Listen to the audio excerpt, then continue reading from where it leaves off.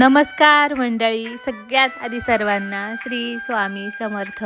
कोणी कितीही अगदी रडून रडून जर या गोष्टी मागितल्या ना, तर या 4 वस्तू अगदी कोणालाच देऊ नका.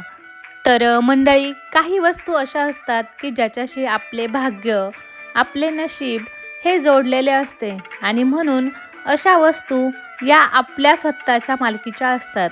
त्या वस्तू आपण इतर कोणाशीही शेअर करू नका, नाहीतर कोणालाही देऊ नका. मग तो आपला चांगला मित्र असू द्या, आपली चांगली मैत्रीण असू द्या किंवा आपल्या जवळचा एखादा पाहुणा किंवा नातेवाईक असू द्या, कोणाशीही आपण या वस्तू शेअर करू नका. या वस्तू वाटून घेतल्याने किंवा या वस्तू दुसऱ्याला दिल्याने मंडळी, आपण आपले नशीब, आपले भाग्य दुसऱ्याला देत असतो आणि त्याचा परिणाम म्हणून आपले नशीब मग आपल्याला साथ देत नाही. आपल्या घरामध्ये गरिबी येते, दारिद्र्य येतं आणि मग आपण म्हणतो की माता लक्ष्मीचा आशीर्वाद आम्हाला कसा काय मिळत नाही. चला तर मग आपण पाहूया या 4 वस्तू नेमक्या आहेत तरी कोणत्या. तर मंडळी, पहिली वस्तू आहे ती महिला वर्गाशी संबंधित आहे. महिला वर्गाने त्यांच्या पायातील जोडवे हे कधीही कोणालाही देऊ नये. याचे कारण असे आहे की हे पायातले जोडवे हे सौभाग्याचं लेणं मानलं जातं. महिलांशी मंगळसूत्र असेल किंवा जोडवे असतील तर या वस्तू विवाहित स्त्रियांनी कधीही कोणाशी शेअर करू नये. मग ती तुमची जवळची मैत्रीण असू द्या किंवा मग तुमची जवळची नातेवाईक असू द्या. या वस्तू शेअर केल्याने पती पत्नीमधील प्रेमामध्ये दुरावा निर्माण होतो, प्रेम कमी होऊ लागते आणि मग बऱ्याचशा अशा घटना घडलेल्या आहेत की त्या अगदी घटस्फोटांपर्यंत हे प्रसंग जातात.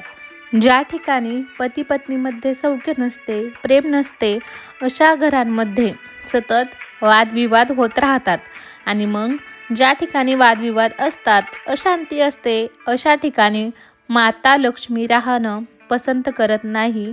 ती त्या घरातून कधीच निघून गेलेली असते.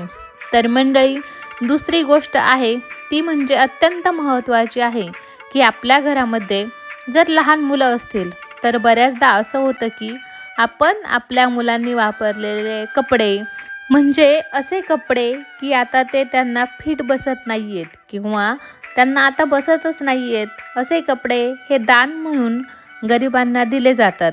तर लक्षात घ्या, आपलं मूल जोपर्यंत 9 वर्षाचं किंवा 11 वर्षाचं होत नाही तोपर्यंत त्याचे कपडे कोणालाही देऊ नका. आपल्या मनामध्ये परोपकाराची भावना नक्की असेल की गरिबांना थोडीफार मदत होईल. जर आपल्याला मदत करायची असेल तर आपण या गरिबांसाठी नवीन कपडे घेऊन द्या, काही हरकत नाही. मात्र ज्यावेळी तुम्ही तुमच्या 9 किंवा 11 वर्षापर्यंतच्या मुलांचे कपडे त्यांना देता, मग त्यांचा थेट परिणाम तुमच्या मुलांच्या भाग्यावर व नशिबावर होत असतो. तुम्ही पाहिलं असेल की ज्या वेळी तुम्ही अशा प्रकारचे कपडे दान म्हणून देता, काही दिवसातच तुमचं मूल आजारी पडतं, तुमची मुलगी किरकिर करू लागते, ते स्वस्थ राहत नाही. याचं कारण तेच आहे. म्हणून आपल्या मुलाच्या भाग्याशी तुम्ही असा खेळ खेळू नका.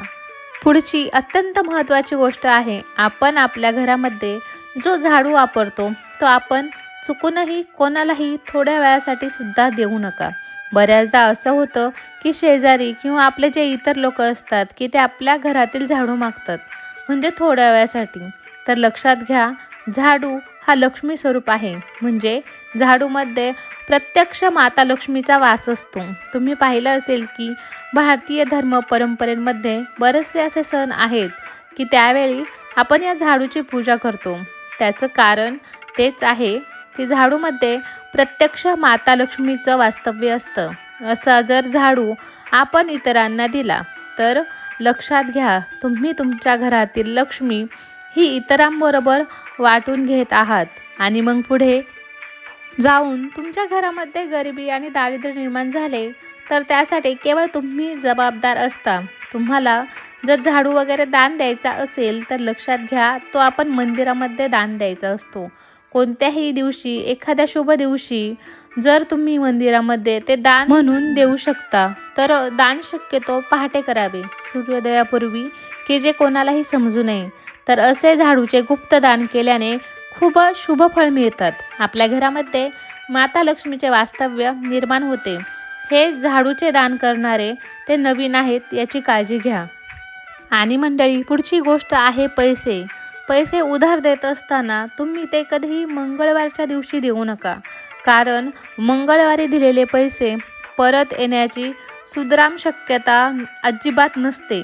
धर्मशास्त्रामध्ये असा उल्लेख आढळतो की पैसा किंवा लक्ष्मी किंवा धान्य जे तुम्ही उधार देणार आहात एखाद्याला, ते जर तुम्ही मंगळवारी दिले तर ते परत येण्यासाठी खूप कष्ट घ्यावे लागतात. खूप प्रयत्न करून आणि खूप उशिरा हे पैसे आपल्याला परत मिळतात.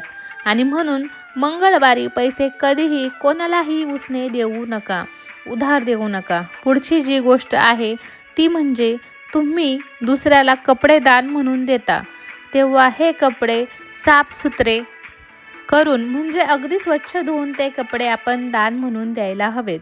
अगदी चोळागोळा केलेले, कसेही अस्ताव्यस्त पडलेले, फाटलेले, तुटलेले कपडे आपण दान म्हणून देऊ नका. अशामुळे आपल्याला पुण्य लाभणार नाही, मग आपल्या भाग्यामध्ये मोठी कसरही निर्माण होऊ शकते.